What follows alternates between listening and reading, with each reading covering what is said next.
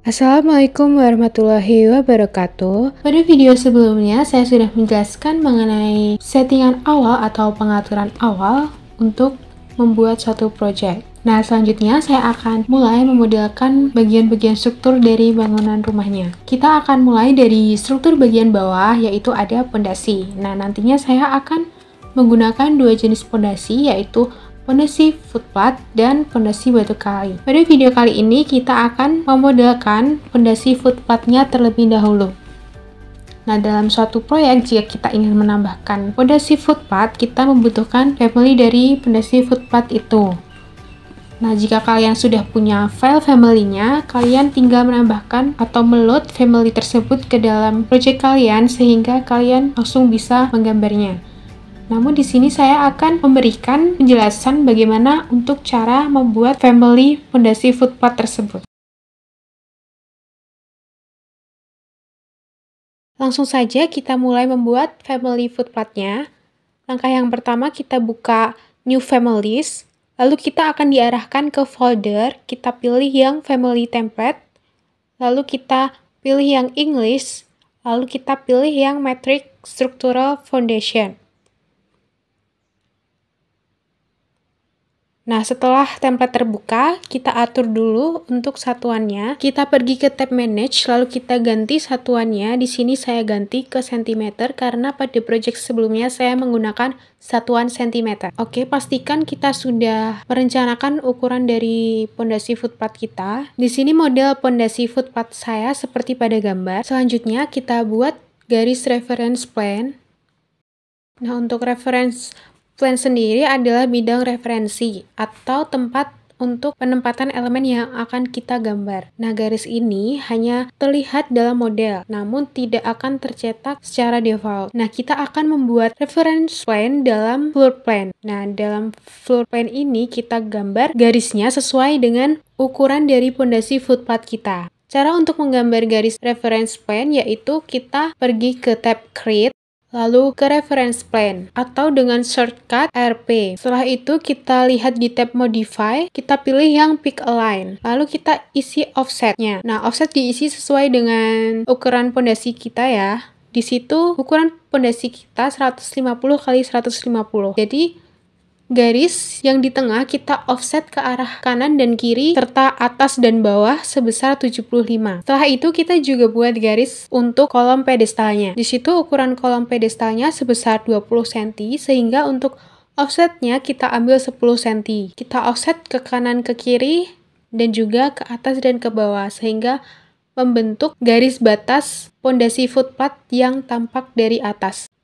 Setelah garis reference plane telah dibuat, kita lanjut untuk memberikan dimensi pada garis tersebut. Caranya kita pergi ke tab Annotate, lalu kita pilih yang Align Dimension atau dengan shortcut DI. Nah, untuk yang pertama saya buat untuk kolom pedestalnya dahulu. Kita arahkan kursor untuk mengklik ketiga garis, lalu kita gunakan fitur EHUE sehingga nantinya garis akan terbagi sama rata. Kita lakukan pada kedua sisi.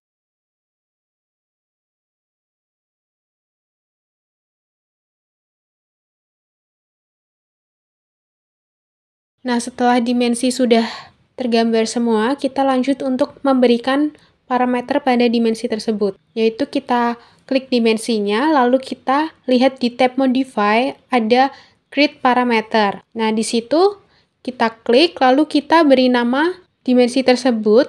Yang pertama saya beri nama B kolom, lalu yang selanjutnya saya beri nama H kolom. Lalu pada persegi yang besar saya beri nama B footpath. Dan yang sisi satunya saya beri nama H footpath. Nah, dengan dibuatnya parameter, jika kita akan mengubah ukuran pada family, kita bisa mengubahnya tanpa harus membuatnya dari awal. Dengan membuka family type, nah di situ sudah ada keterangan mengenai ukuran dari H footpath, B footpath, H kolom, dan B kolom. Nah, di situ bisa kita coba ganti untuk ukurannya. Maka garis dari reference plane-nya akan menyesuaikan ukuran yang kita ganti.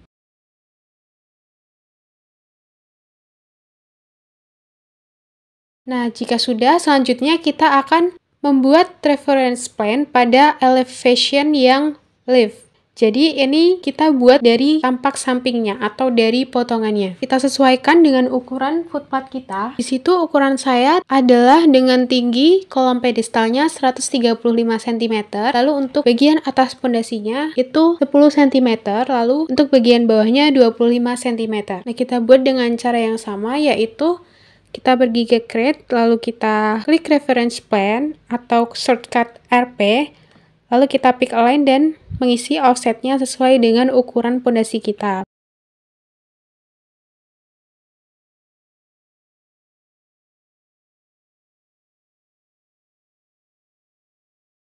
Selanjutnya kita beri dimensi juga.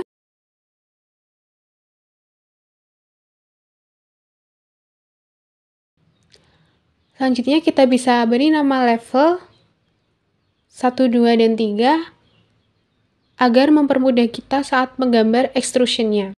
Nah, setelah itu kita juga beri parameter pada masing-masing tingginya. Saya beri nama T1, T2, dan T3. Untuk namanya itu bisa kalian sesuaikan sesuai keinginan masing-masing. Yang terpenting kalian paham posisinya dalam pondasi tersebut. Nah, jika sudah, kita kembali lagi ke floor plans, lalu kita mulai membuat extrusionnya. Kita pergi ke tab create, lalu kita pilih yang extrusion.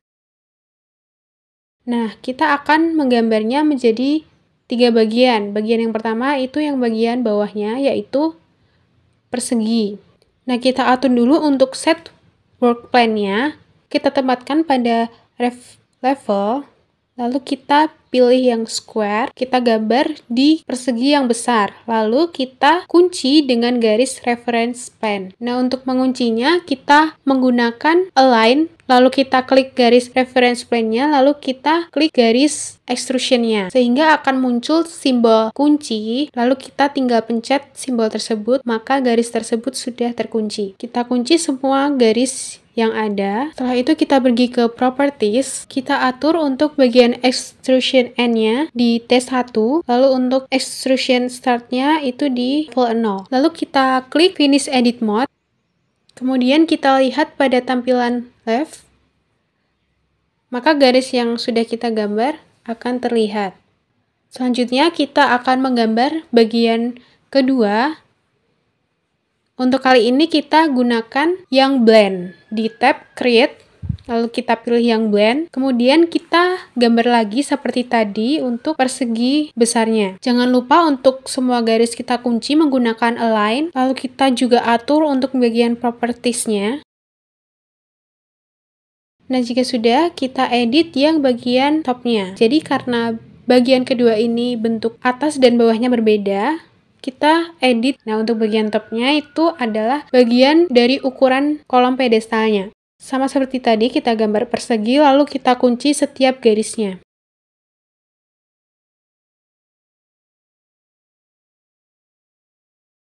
Nah, jika sudah, kita klik finish edit mode. Kemudian kita cek lagi di tampilan left. Mohon maaf, itu saya lupa untuk mengatur bagian start extrusion-nya. Selanjutnya, kita akan menggambar bagian ketiganya. Kali ini kita gambar dengan create, lalu kita pilih yang extrusion. Karena bentuknya persegi, caranya sama seperti tadi. Kita edit dulu workplane-nya. Pastikan kita akan menggambar di bagian referensi level. Lalu kita buat extrusion-nya dengan ukuran kolom pedestalnya di kotak yang kecil. Kemudian kita kunci setiap garisnya.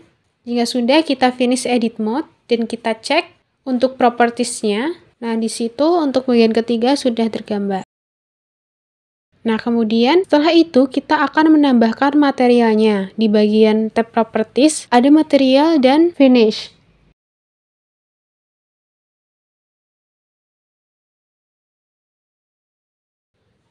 Kita klik bagian material, lalu akan ditampilkan pilihan seperti pada gambar.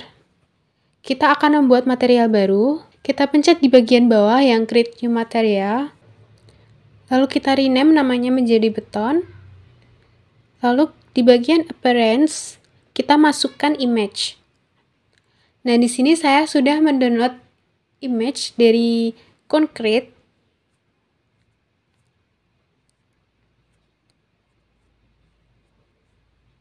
Setelah dimasukkan, kita klik OK. Nah, kita cek untuk setiap bagian apakah materialnya sudah termuat atau belum. Nah, jika sudah, kita save family kita. Nah, untuk menyimpannya, kita pilih yang Save As agar template aslinya tidak hilang. Nah, selanjutnya kita lihat bagian 3D view-nya. Nah, untuk hasil akhir dari family footpath-nya bisa terlihat seperti itu kurang lebih. Nah, selanjutnya setelah kita sudah membuat family footpath-nya, kita bisa membuka project kita kembali. Kemudian kita load family yang telah kita buat ke dalam project tersebut. Kita load dengan membuka tab Structure, kemudian kita pilih yang Isolate. Nah, di tab Properties sudah terlihat footing rectangular, tetapi bukan itu yang akan kita pakai. Kita akan meloadnya dengan Edit Type, lalu pilih Load. Kemudian kita masukkan file footpath yang telah kita buat. Kemudian kita klik OK, maka family tersebut sudah nampak di Properties. Nah, kemudian kita akan menggambarnya sesuai dengan denah pondasi kita. Nah, sebelum itu jangan lupa kita atur untuk level. Kita atur yang level footpath. Kemudian kita gambar pada titik pondasi yang telah kita tentukan.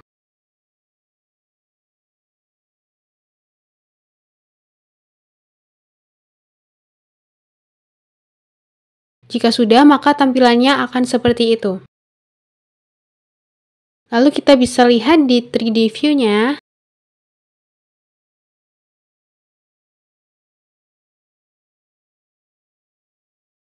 Nah, untuk tampilan dari grafiknya bisa kita ubah ke realistik agar terlihat lebih nyata.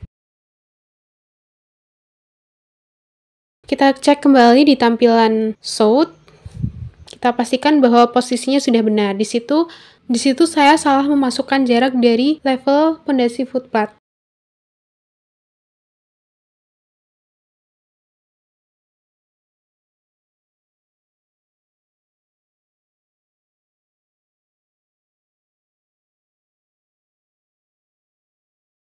Nah, jika sudah, langkah selanjutnya yaitu kita memberikan penulangan pada footpath-nya. Tahap pertama yang perlu kita atur yaitu selimut dari footpath-nya. Di situ kita pergi ke tab Structure, kemudian kita pilih yang Cover. Maka di bagian atas akan muncul Cover Setting, lalu kita klik bagian titik 3-nya. Nah, di situ bisa kita buat atau kita duplicate untuk selimut footpath-nya. Di situ saya buat untuk selimut footpath-nya sebesar 30 mm. Nah, jika sudah mengatur selimutnya, kita pergi lagi ke level 1. Kita akan membuat potongan untuk detail pembesiannya. Kita pergi ke tab View, lalu kita pilih yang Section, lalu kita pilih yang Detail Views pada Properties. Kita gambar garis secara vertikal, kemudian kita klik kanan garis, dan kita pilih yang Go to View. Maka kita akan menuju ke tampilan Detail Views. Nah, pada Project Browser, kita bisa ganti nama detailnya menjadi Detail Footpath 1. Nah, kemudian kita buat untuk potongan kolom pedestalnya. Dengan cara yang sama, kita arahkan melintang ke bagian kolom pedestalnya. Kemudian kita klik Go to View, lalu kita akan ditampilkan pada tampilan seperti itu. Kita bisa rename juga untuk detail views-nya.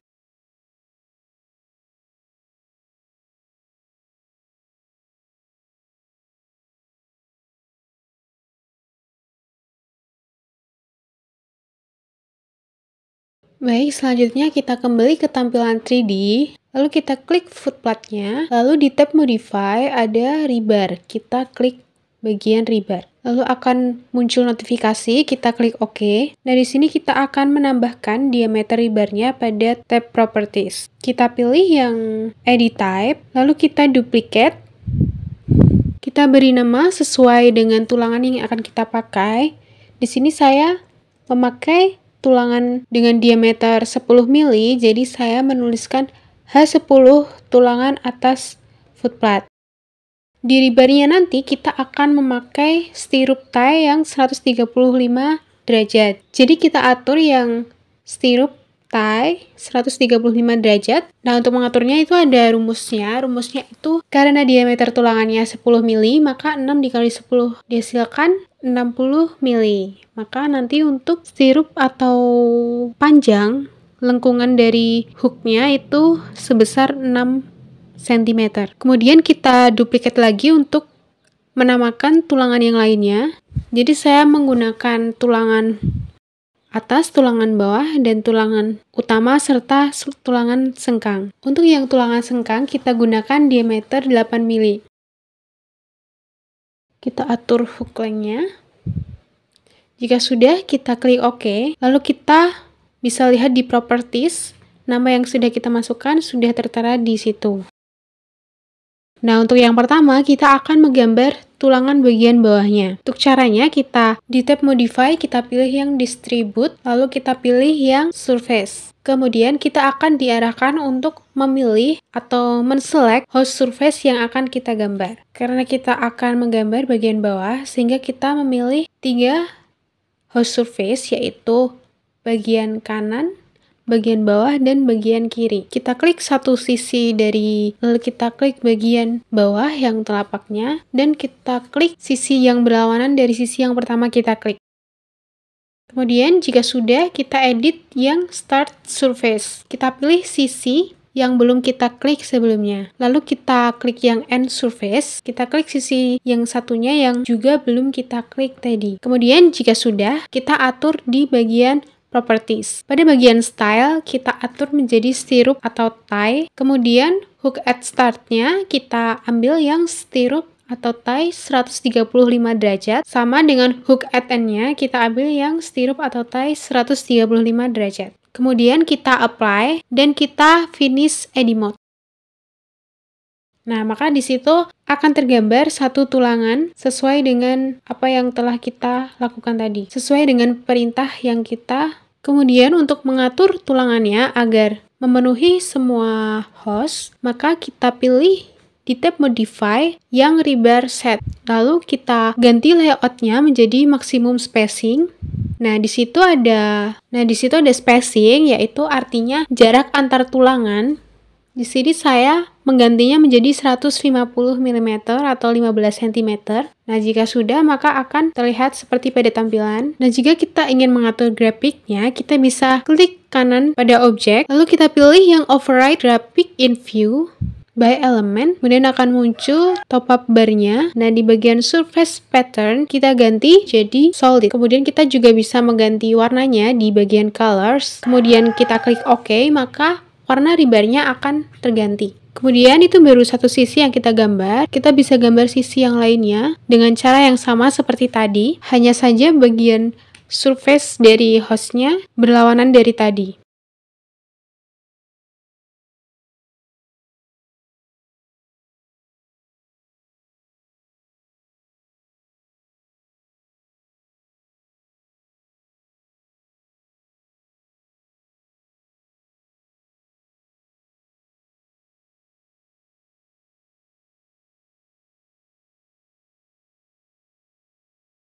Nah, untuk layoutnya kita ganti sama seperti tadi di bagian Rebar Set. Kita ganti menjadi Maximum Spacing dengan spacingnya 150 mm. Setelah itu kita atur di bagian Constraint. Kita pilih Edit Constraint. Jadi constraint itu berfungsi untuk mengatur letak dari tulangan supaya dia tidak bertabrakan. Jadi yang bagian satu sisi kita klik dan kita ganti karena diameter tulangannya 1 cm, maka kita ganti menjadi 1 cm, maka tulangan akan berada di atas tulangan sisi satunya. Bisa dilihat pada tampilan detail footpath 1, tulangan tidak bertabrakan atau bertumbukan. Lalu kita balik ke bagian 3D lagi. Nah, untuk tulangan bawahnya sudah selesai kita buat, maka kita akan lanjutkan pada tulangan atas footpath. Nah, untuk mempermudahkan kita dalam menggambar tulangan atas, maka tulangan yang bagian bawah kita hide terlebih dahulu dengan klik kanan objek. Kemudian kita pilih yang Hide in View by Element. Nah, maka tulangan di bagian bawah sudah tersembunyi. Lalu kita lanjut untuk menggambar tulangan bagian atas footpad. Bagian propertiesnya kita atur terlebih dahulu ke H10 tulangan atas footpad. Kemudian di bagian modify, kita pilih yang distribute bagian align. Kita klik yang align, dan di sini kita diarahkan untuk men-select host surface-nya. Nah, untuk host surface yang kita select, itu bagian permukaan atas dari pondasi footpadnya.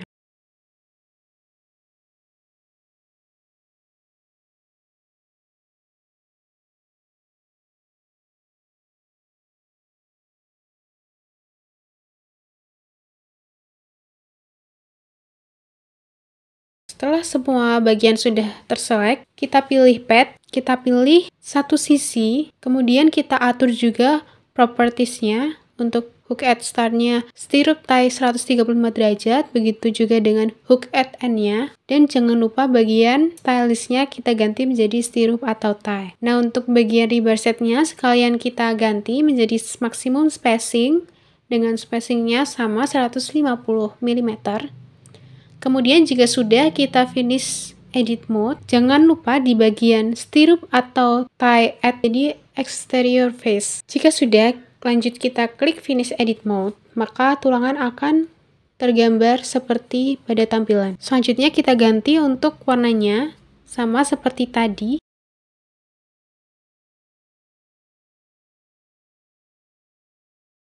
Lanjut kita membuat tulangan dengan arah berkebalikannya.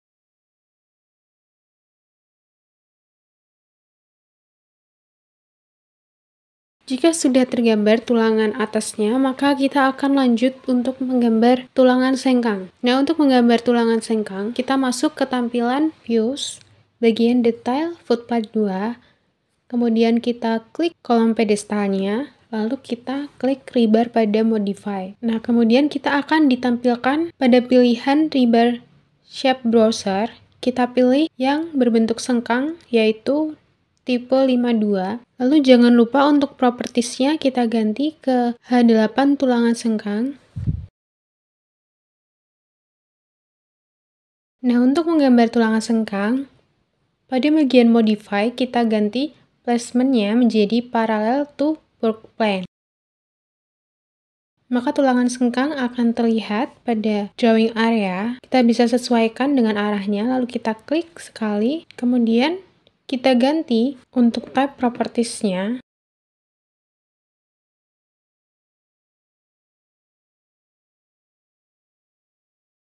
Di bagian standar 135 derajat, kita ganti dengan 48 mili.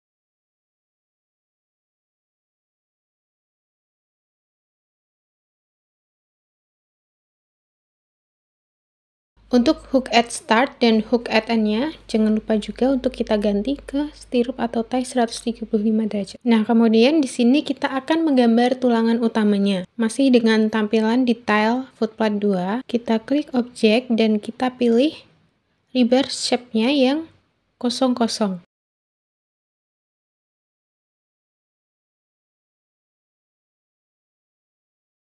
Kemudian untuk placement-nya, kita ganti ke parallel to cover. Nah, untuk rebar set-nya, kita ganti ke single, kemudian kita arahkan di bagian sengkang. Jadi untuk kolom pedestalnya, saya bikin untuk tulangannya sama dengan kolom K1 pada dinas saya. Nah, untuk mengcopy ke bagian tengah, kita bisa klik tulangannya, lalu kita ke tab modify, kita pilih yang copy, lalu kita arahkan ke tengah sampai tanda garis muncul, berarti itu sudah pas di tengah.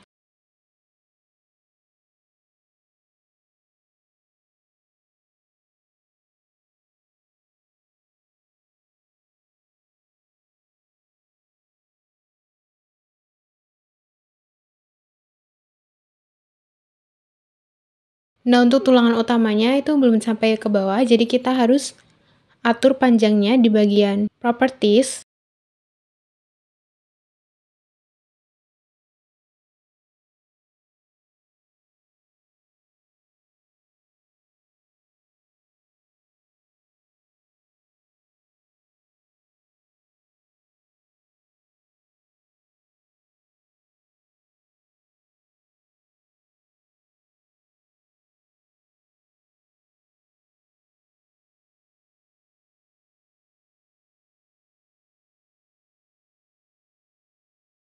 Dan untuk tulangan yang lainnya, kita select dulu dan kita atur dengan panjang yang sama seperti tulangan pertama.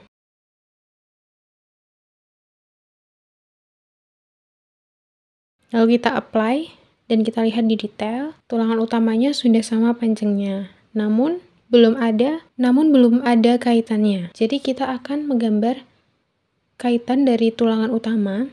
Kita ganti dulu ke bagian 3D. Oke, di sini kita atur dulu untuk warna dari tulangannya.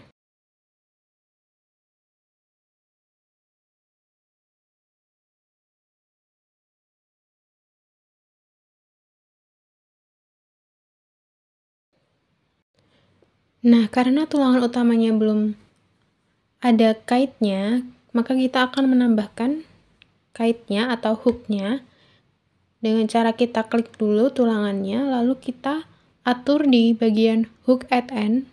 Kita pilih yang standar 90 derajat, karena tulangannya bengkok 90 derajat. Untuk mengatur arahnya, kita bisa klik spasi pada keyboard. Jika arahnya miring, maka kita bisa mengaturnya pada hook rotation. Di situ saya atur 45 derajat karena dia miringnya 45 derajat. Kita lakukan hal yang sama kepada semua tulangan utama.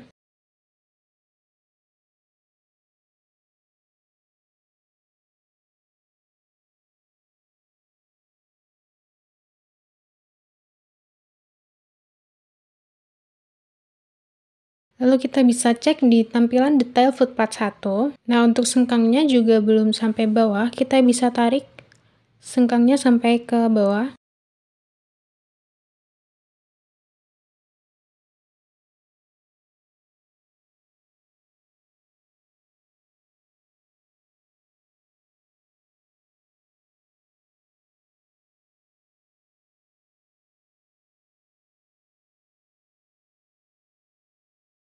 Nah, selanjutnya kita kembali ke bagian 3D view. Bagian tulangan yang telah kita hide bisa kita unhide dulu untuk melihat hasil akhirnya. Kemudian kita bisa lihat pada tampilan realistik. Nah, di sini tulangan utama dan tulangan sengkangnya belum terlihat, maka kita perlu mengaturnya.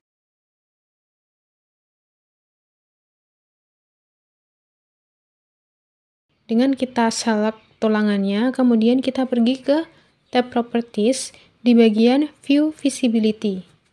Nah, kita centang di 3D View, sehingga nantinya tulangan akan terlihat pada 3D View.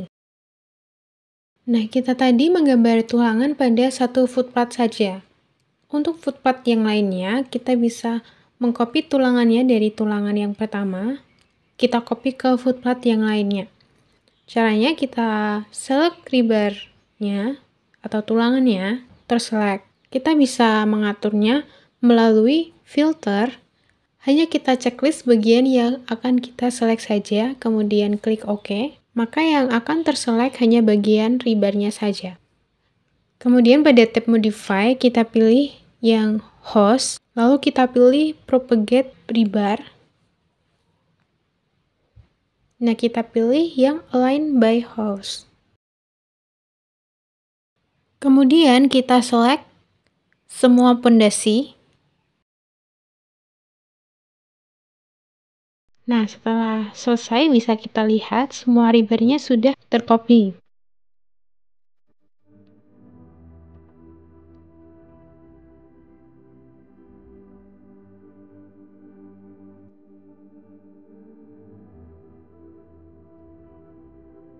Baik, cukup sekian untuk video pemodelan dari footpath.